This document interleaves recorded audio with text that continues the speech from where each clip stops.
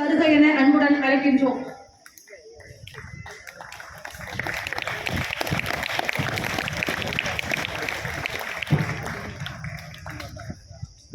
தேடி சூரனிடம் சென்று பல சின்னஞ்சிறு கதைகள் பேசி மனம் வாடி துன்பம் மிக உழன்று பிறர் வாட பல செயல்கள் செய்து நரை கூடி கிடப்பருவம் எய்தி கொடும் கூற்றுக்கு இறையினத்தின் மாயும் பல வேடிக்கை மனிதரைப் போல நான் வீழ்வேன் என்று நினைத்தாயோ என்று பாரதியின் வைர வரிகளை மனதில் பதித்து இவ்விழாவினை சிறப்பான முறையில் தலைமை தாங்கிக் கொண்டிருக்கிற ஆற்றல் மிகுந்த போற்றுவதற்குரிய நம் பள்ளியின் தலைமை ஆசிரியர் ஐயா அவர்களே,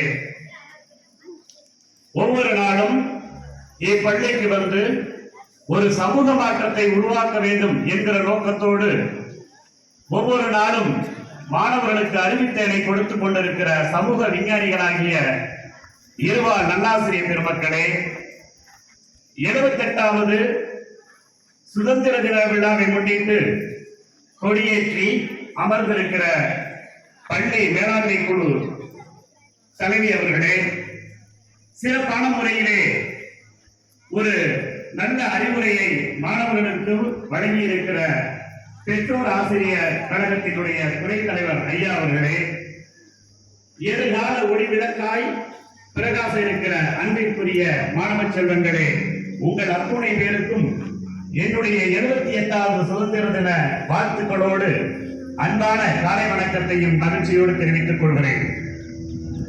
மாணவ செல்வங்களே, நான் இந்த பள்ளிக்கு வருகிறது இன்றோடு ஒரு மாதம் முடிகிறது. உண்மையிலேயே பெரும் மகிழ்ச்சி அடைகிறேன். ஏனென்றால் நல்ல ஒரு தலைமை ஆசிரியர் எந்த நிகழ்வாக இருந்தாலும் மாணவர்களின் பால் மாணவர்களை பண்படுத்த வேண்டும், மாணவர்களை ஒழுங்குபடுத்த வேண்டும், அவர்களை மேன்மைப்படுத்த வேண்டும் என்கிற நோக்கத்தோடு தன்னுடைய செயலையும் தன்னுடைய சொற்களையும் ஒவ்வொரு நாளும் உதித்துக் கொண்டிருக்கிற நல்ல தலைமை ஆசிரியரின் கீழ் பணியாற்றுவதில் உண்மையிலேயே நான் மனமகிழ்ச்சி அடைகிறேன். ஐயா அவர்களை என்னுடைய பணி தொடர உங்களுடைய கரவொலிக்கு மத்தியில் என்னுடைய அன்பான வாழ்த்துக்களை தெரிவித்துக் கொள்கிறேன். மாணவ செல்வங்களே, 1947 ஆகஸ்ட் 15ஆம் நாள் இரவு 12 மணி உலகமே உறங்கிக் கொண்டிருக்கிறது. ஆனால் ஒரு தேசம் மட்டும் புதிய விடியலை நோக்கி புதிய பூபாலத்தை நோக்கி பயணித்துக் கொண்டிருக்கிறது. அந்நேரத்தில் கொடியேற்றி நம்முடைய முதல் பிரதமர் ஜவஹர்லால் நேரு அவர்கள் உரையாற்றுவார். இந்த தேசமானது ஒரு தாய் பிரசவத்தின் போது எத்தகைய இன்னல்களை அடைவாளோ அத்தகைய இன்னல்களை அடிமைப்பட்டு கிடந்த இந்த காலத்திலேயே நம்முடைய தேசம் அடைந்துவிட்டது. நம் நாட்டில் இருந்து அறியாமை, வறுமை, வேலையின்மை, நோய் இவற்றையெல்லாம் முற்றிலும் நீக்க வேண்டும், போக்க வேண்டும் என்று உரையாற்றுவார். அதை அனைத்தும் நாம் நிறைவு பெற்றுவிட்டோம் என்று சொன்னால் அது இல்லை.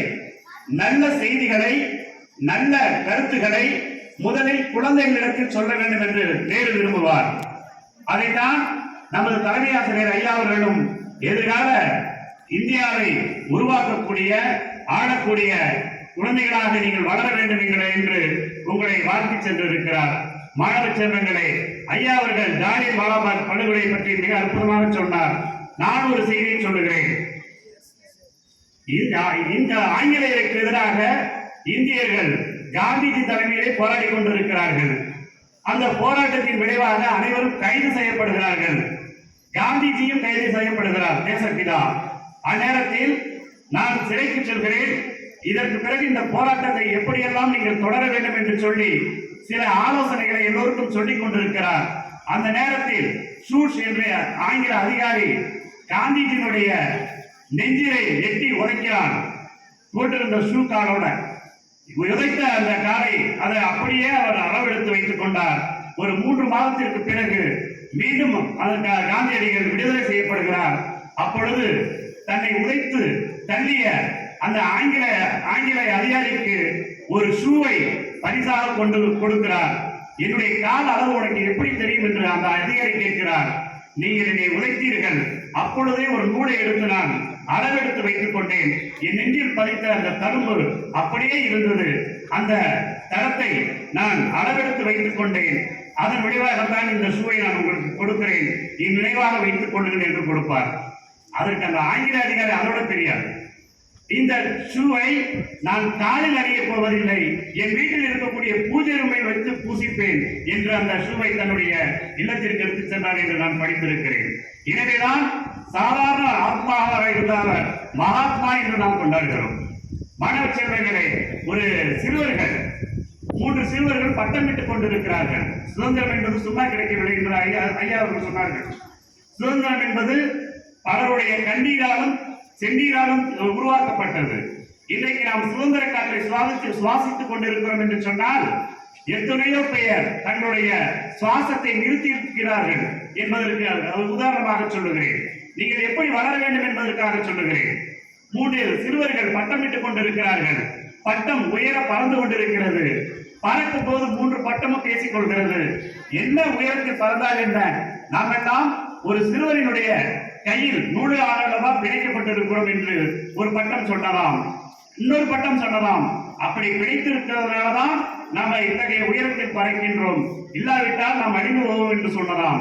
இல்லை இல்லை, எனக்கு சுதந்திரம் வேண்டும், என்னை விடுவிக்க வேண்டும் என்று 2 பட்டங்கள் சொன்னது. உடனே அந்த 2 பட்டங்களையும் நூலில் இருந்து விடுவிக்கப்பட்டது.